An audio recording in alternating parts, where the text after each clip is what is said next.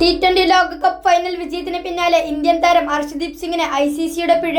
Final മത്സരത്തിനിടെ New Zealand താരം Daryl മിച്ചലിന് നേരെ പന്തെറിഞ്ഞതാണ് താരത്തിന് വിനയായത്. ICC വാർത്താക്കുറിപ്പിലൂടെ ഇക്കാര്യം അറിയിച്ചു.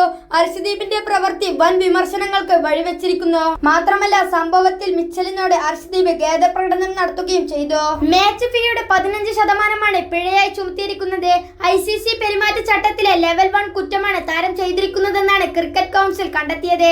എതിർ താരത്തിന് നേരെ അപകടകരമായ രീതിയിൽ പന്തോ മറ്റു വസ്തുക്കളോ എറിയുന്നത് സംബന്ധിച്ച് ചട്ടം ആർട്ടിക്കിൾ 2.9 പരാമർശിക്കുന്നത്.